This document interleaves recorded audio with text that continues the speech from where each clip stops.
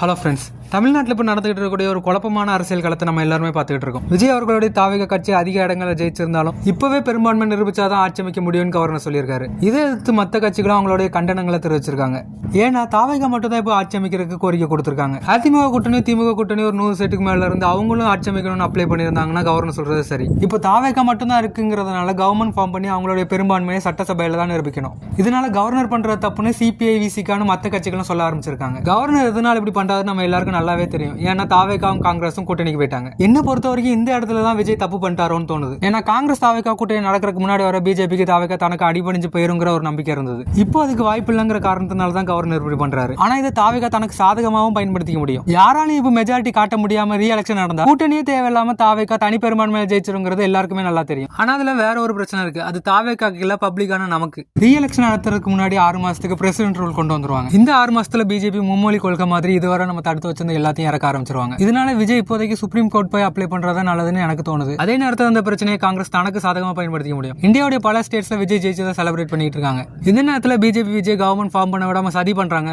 BJP டெமோக்ரஸிக்கு எதிரானவங்கன்னு போராட்டம் பண்ண ஆரம்பிச்சா காங்கிரஸோட இமேஜ்ங்கிறது கூடும். ஆனா காங்கிரஸுக்கு தான் கட்சி வளர்க்கறதுக்கு ஐடியாவே இல்லையே. ஆனா காங்கிரஸோட மோசமான மனநிலையில இருக்கிறவங்க கம்யூனிஸ்டா தான் இருப்பாங்க போல. இப்ப இருக்கிற நிலைமையில தாவேகாக சப்போர்ட் பண்ணா பார்லிமெண்ட் எலெக்ஷன்ல அடிச்சு பேசி 10 சீட் கூட விசிகாவோ கம்யூனிஸ்டுகளோ வாங்கிடலாம். திமுகவுக்கே பார்லிமெண்ட் எலெக்ஷன்ல விழக்கூடிய ஓட்டுங்கிறது காங்கிரஸ்னால தான். தாவேகாவும் கம்யூனிஸ்டுகளும் கூட்டணி வச்சா சிபிஎம்க்கு எக்ஸ்ட்ராவா ஒரு அட்வான்டேஜ் இருக்கு. கேரளால விஜய் ஃபேன்ஸ் அதிகம்ங்கிறது நம்ம எல்லாருக்குமே தெரியும். அடுத்த வர எலெக்ஷன்ஸ்ல விஜய் வச்சு கேரளாவில் பிரச்சாரம் பண்ணலாம். திமுக எவ்வளவு முக்கினாலும் 2 MP சீட்டுக்கு மேல கொடுக்க மாட்டாங்க.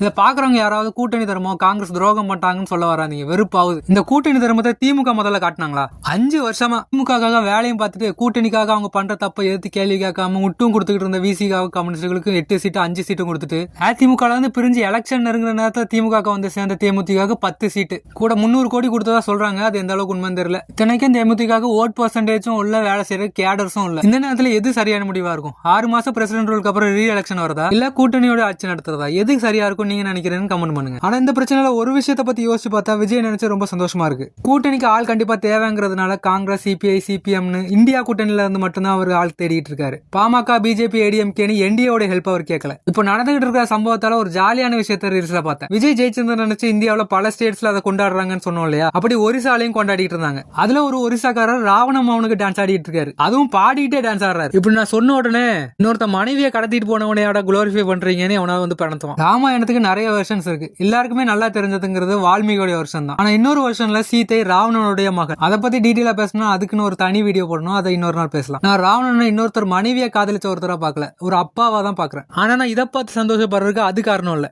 பாலிடிக்ஸ்க்காக மதவெறிய பரப்பி ஜெய் ஸ்ரீராம்னு சண்டை எழுக்கிற இடத்துல ராவணனுக்கு டான்ஸ் ஆட வச்சிருக்காருல, அதை நினைச்சு சந்தோஷமா இருக்கு.